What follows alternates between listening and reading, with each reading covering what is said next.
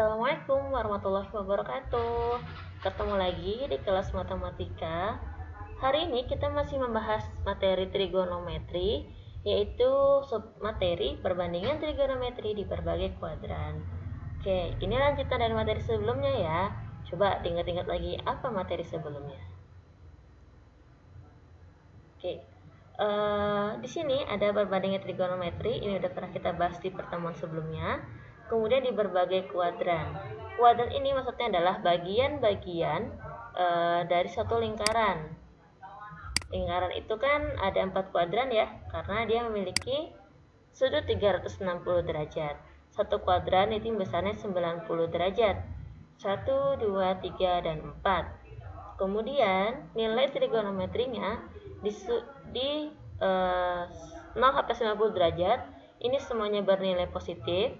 Di kuadran 2 hanya sin aja yang positif, kuadran 3 hanya tan aja yang positif, dan kuadran 4 hanya cos aja yang positif. Untuk ingatnya supaya lebih mudah, maka kita menggunakan singkatan seperti ini. Boleh juga kalau kalian menggunakan yang lain yang kalian anggap itu membuat kalian lebih mudah dalam mengingat. Kita pakai di sini semua sin dikat, tangannya kosong. Nah, jadi semua sin dikat, tangannya kosong. Ini menandakan yang dicetak biru ini sebagai nilai positif dari masing-masing kuadran. Kemudian rumus trigonometri di berbagai kuadran, kalau kita gunakan sudut 90 derajat dan 270 derajat, maka fungsinya akan berubah.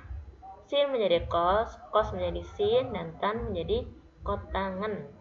Tapi kalau kita pakai hubungannya dengan 180 dan 360 derajat, maka nilai fungsinya sin cos tannya tetap. Nah, ini tabel lebih rincinya. Nanti silahkan kalian baca saja hubungannya ya. Garis besarnya seperti ibu sebutkan tadi. Kemudian kalau untuk sudut negatif, nih sudut negatif, sin negatif alfa derajat itu nilainya adalah negatif sin A derajat. Cos negatif A adalah cos A, dan tan negatif A derajat adalah negatif tan A derajat. Kenapa seperti ini? Kita kembali ke sini. Jadi nilai sudut negatif kalau itu adalah kondisi di mana perputaran sudutnya itu searah dengan jarum jam. Jadi ke arah sini ya. Nah, seperti ini. Kalau dia arahnya seperti ini, nah itu nilainya positif. Tapi kalau searah dengan jarum jam, maka nilai sudutnya negatif. Dan tadi negatif A itu posisinya ada di sini. Kalau posisinya dari sini berarti kan nilai cosnya aja yang positif. Nilai sin dan tannya negatif. Itu alasannya kenapa di sini sin dan tannya negatif. Kemudian periode trigonometri ini untuk sudut-sudut besar. Di sini ada sin, misalkan sin 1000, berarti sin n kali 360 tambah A derajat. N-nya ini bilangannya mendekati 1000. 1000 itu bisa 2 kali 360 derajat. Berarti sin 2 kali 360 tambah berapa derajat biar hasilnya 1000 derajat. Nah, nilai sinnya ini sama dengan nilai sin sudut kecilnya ini. Oke, itu ya. Contoh soal. Jika sin alfa sama dengan 2/3 dan alfa pada kuadran 2, maka nilai tangen alfa adalah, kita gambar sebuah segitiganya. Karena ini diketahui adalah sin alfa, maka perbandingannya kan depan bagi miring. Berarti sini 2, sini 3. Sedangkan sisi samping adalah akar 3 kuadrat kurang 2 kuadrat. Sini adalah akar 5 di sini ya. Nah, karena tangan ini di kuadran 2, maka nilainya negatif. Ingat, tadi di kuadran 2 yang nilai positif hanya nilai sin. Oke. Berarti karena tangannya negatif, maka tangan alfa sama dengan negatif. Tan itu perbandingan sisi depan dengan sisi samping.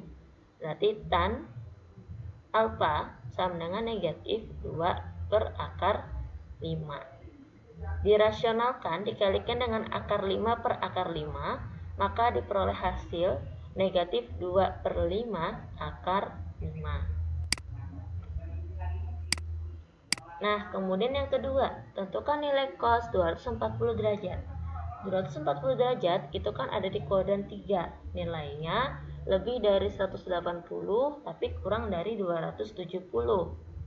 Maka kita bisa menggunakan perbandingan atau hubungannya pakai yang 180 tambah alfa.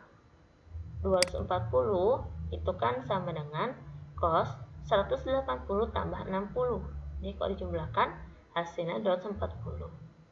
Nah, tadi nilai cos pada kuadran 3 itu ternyata negatif. Karena di situ yang positif hanya nilai tangen. Nah, karena sini negatif, maka jadi negatif cos sudut kecilnya nih 60 derajat. Berarti kita peroleh dapat negatif cos 60 berapa? Setengah. Oke, hasilnya seperti ini ya. Ini kalau kita gunakan 180. Fungsi cosnya tidak berubah, hanya tandanya aja mengikuti kuadrannya. Kemudian kita bisa juga gunakan hubungan dengan 270. Tapi konsekuensinya tadi, fungsinya cos akan berubah. Jadi sin. Kurang 30 derajat. Nah, karena kuadran 3, jadi negatif sin 30 derajat. Ternyata sin 30 derajat juga negatif setengah. Oke, jadi sama ya, mau pakai cara yang ini atau yang kedua, itu hasilnya tetap sama. Contoh yang ketiga, ini adalah menentukan nilai cos sinus atau sinus di mana sudutnya berbentuk pi. Kita kalau ada soal seperti ini, maka kita bisa mengubah dulu bentuk pi-nya menjadi bentuk derajat. Di sini kan 5/3 kali pi-nya adalah 180 derajat. Berarti cos 300 derajat. Cos 300 derajat itu bisa pakai hubungan 360 kurang 60. Berarti cos 60 derajat hasilnya setengah. Kemudian sama dengan yang B sama dengan yang A tadi ya. Tips and trick. Cara biasa, misalkan kita punya soal cos 230 derajat. Maka ini bisa kita pakai cos 180 tambah 50. Maka hasilnya adalah cos bilangan yang kecil, cos 50. Kalau sin 120 derajat, bisa pakai 180 kurang 60. Hasilnya adalah sin bilangan yang kecil. Karena ini di kuadran 2, maka nilai sinusnya positif. Nah, sin 60 derajat adalah 1/2 akar 3. Tangan 330 derajat, menggunakan hubungan 360 dengan 30. Maka nilai tan 330 derajat itu sama dengan nilai tan 30 derajat. Ingat, dia ada di kuadran berapa? Ternyata dia ada di kuadran 4. Kuadran 4 yang nilainya positif adalah nilai kosinus. Maka hasil tangannya adalah bernilai negatif.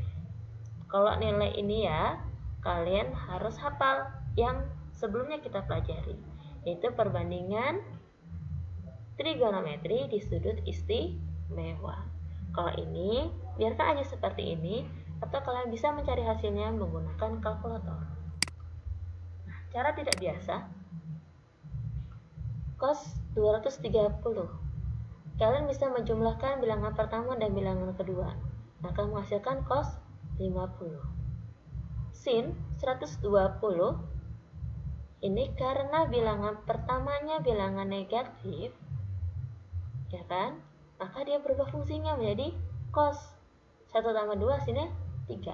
Cos 30, 1/2 akar 3. Tangan juga gitu, bilangannya sini negatif. 3 tambah 3 hasilnya 60. Karena ini negatif, maka ini berubah menjadi kotangan. Kotangan 60 hasilnya negatif 1/3 akar 3. Sama kan? Nah, ini namanya cara biasa, ini cara tidak biasa. Silakan dipilih mana yang lebih mudah untuk dipahami.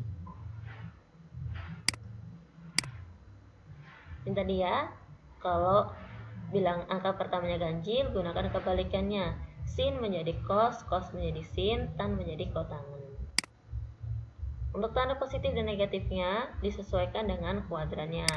Misal, sin 330 derajat negatif cos 60 derajat. Karena sin bernilai negatif karena pada kuadran ke-4. Tan 145 sama dengan negatif kotangan 55 derajat. Tan bernilai negatif karena sudutnya di sini berada pada kuadran ke-2. Seperti itu. Terima kasih atas perhatiannya. Semoga dapat dipahami. Saya akhiri. Assalamualaikum warahmatullahi wabarakatuh. See you next video.